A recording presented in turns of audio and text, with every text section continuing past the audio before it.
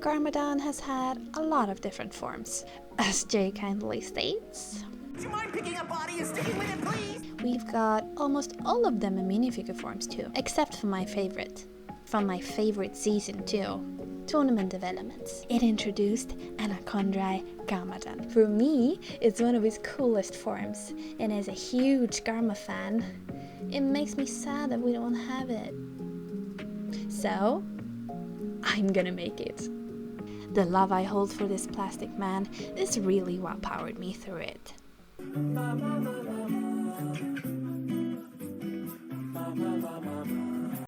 Heyo Hi, I'm Yuki, and well, I'm a total beginner at this custom minifigure stuff, but thankfully, I'm at least not a beginner when it comes to art projects.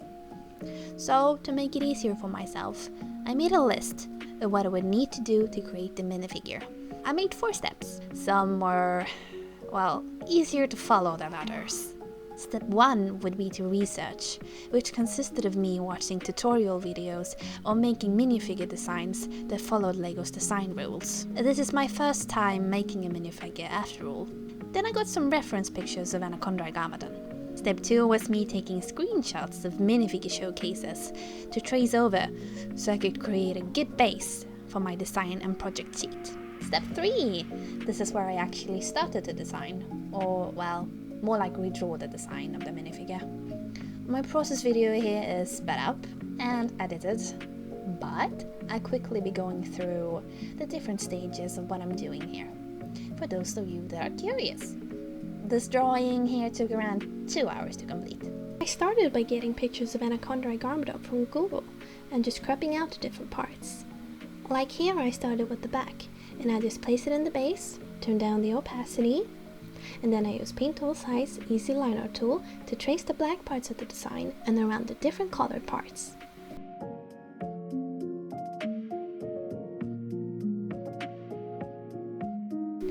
I make sure to thicken the lines or make them thinner in some places to get variation in the line art, which will make it look a lot nicer than if everything was the same thickness.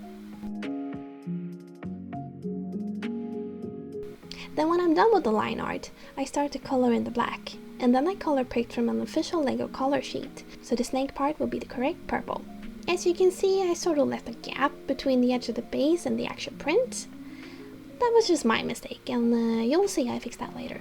Then I got a picture of the front of the torso, plus the belt part, and just lined it up with the back so they'd look similar. And then turned down the opacity and worked on it the same way I did the back.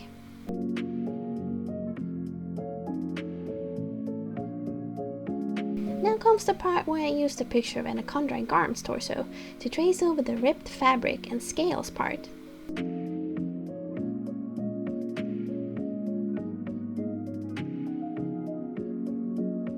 The arm printing was probably one of the hardest parts to get right because first I just tried to draw it by hand, but then I gave up and used the pictures instead.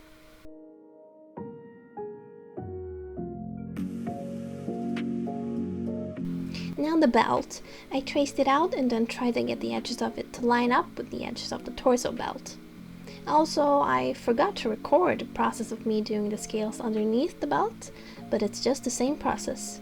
Take a picture of it, transform the picture a bit so it fits, and trace over it for accuracy.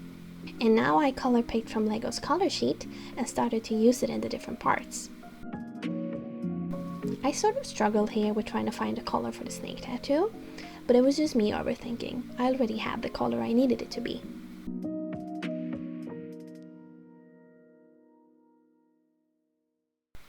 Now the face was the most difficult part. I used a typical LEGO smiley face as a placement guide, and then had pictures of Garm beside its references. It was sort of like a Frankenstein project.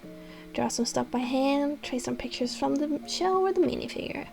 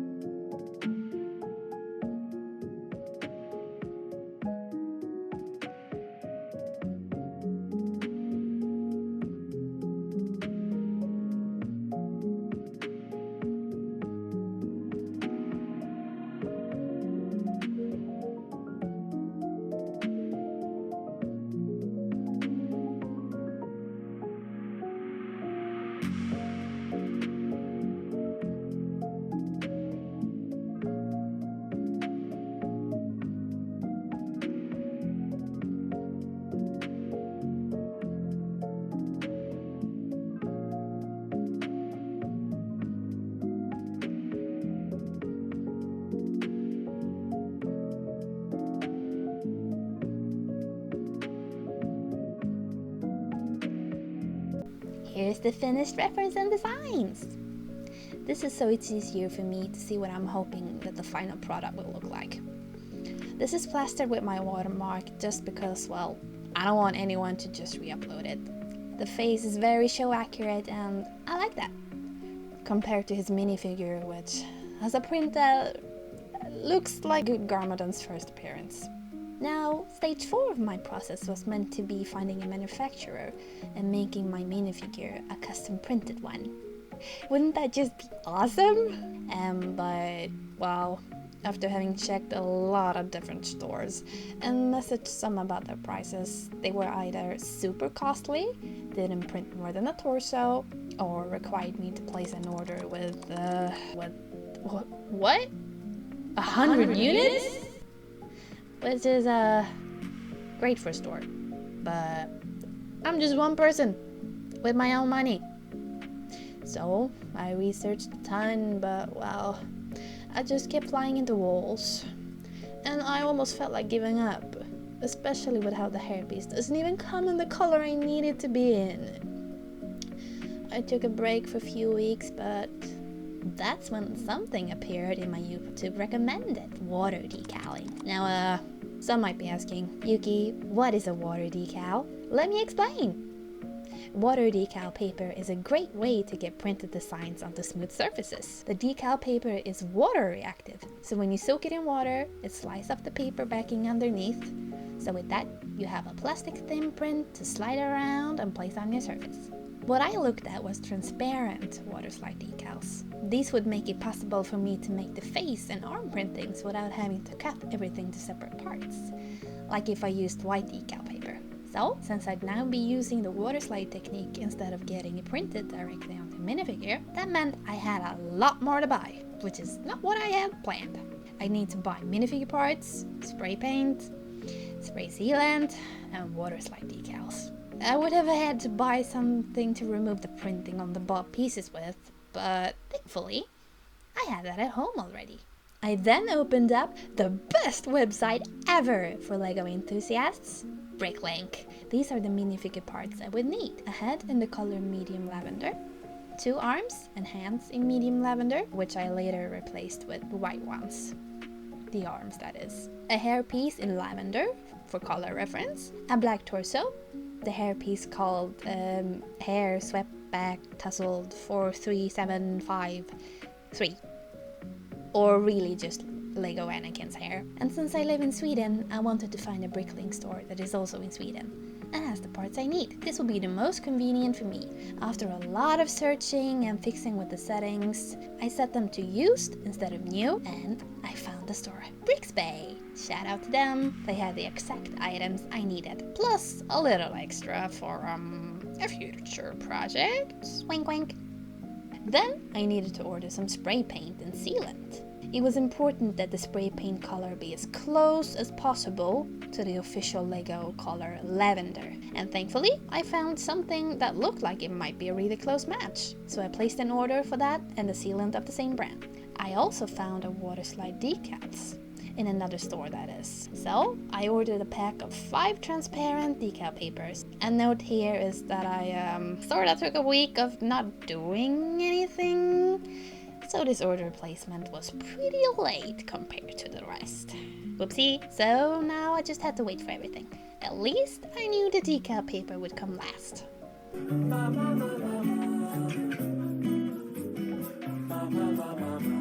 Heyo! So I got my minifigure parts. Here they are! Plus a sneak peek for a possible future project. So, after I opened the package, I assembled the parts to take a little look at it. And then I prepped the parts for the next step, removing the print. Now, what I used for this is a mix of 2 things, and I found that they gave the best clean look of the removal. First is nail polish remover. You put a little bit on a piece of paper and scrub until it starts to come off. Make sure not to use too much force or scrub too hard, because that'll remove the plastic too if we're not careful. After this is done, the print will have been removed, but you'll most likely have a little bit of scarring on it, like I did. Now, take out the metal polish cream. Note here, You can actually only use metal polish cream to remove printing with if you want to, but I found it takes a lot longer and doesn't do as much of a good job as the nail polish remover does together with the metal polish cream. All in all, I like the combination a lot better. Gotta make sure to cover up places where the cream can get in though, because that's going to be very hard to remove. Now everything has been fully removed and the parts are clean and empty, ready for decals. But well, there's just one problem. The hair. It's brown. We need it to be lavender. But look what I got! The spray paint! So out I went behind the garage to paint the hair and hope it's somewhat close to the color I need it to be. I also built a little stand of pieces I don't really care for, so I can easily spray all areas of the hair. Please enjoy my failed attempts at filming my vigorous spraying.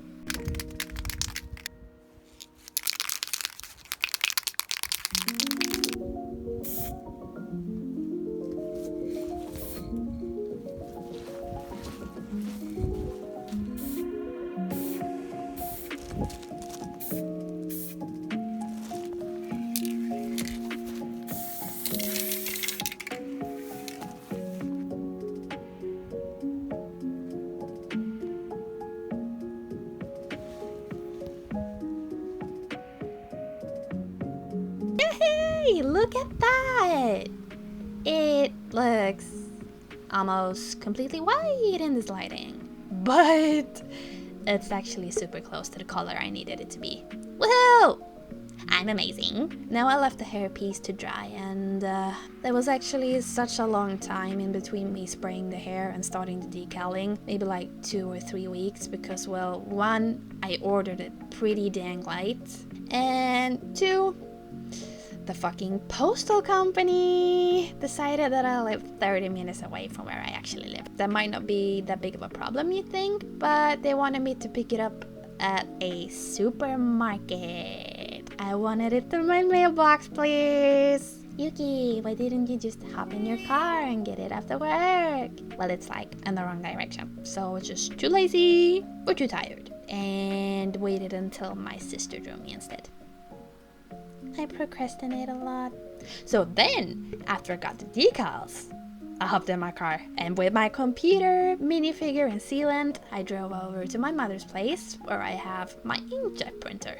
When I first set up my computer, I printed out a test paper in normal paper to see if I had sized the prints correctly. I had not. So after a lot of testing and printing and resizing, I finally got the correct size. So I loaded in the very thick decal papers and printed one paper, because that's all I'm gonna need. Once again, please enjoy my horribly taken video of the decal paper with prints on. Now, since I have an inkjet and not a laser printer, it was very, very important that I seal the paint with the spray sealant. Otherwise, the entire thing is just gonna melt in the water, which is not what I want. So I went to once again vigorously spray, but this time on paper. I let it dry for around 5 minutes, and then I went straight to cutting. I sadly don't have any footage of me cutting or putting on the decals, which is like the main content you'd want to see.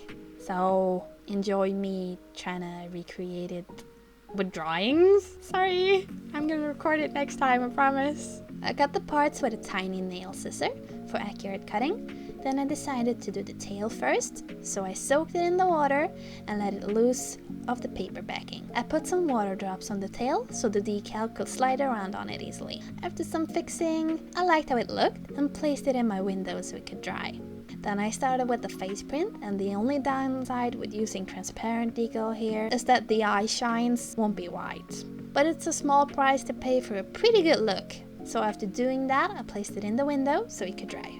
And then came the part that made me wish I had planned the decaling a lot better. I cut out the torso piece, placed it in the water and then on the plastic, only to realize it gets so washed out by the black background that you can barely see the print. Not good. Not good at all. Now, someone with patience would have just ordered white decal paper to use for the torso and wait a little longer for the finished look, but not me!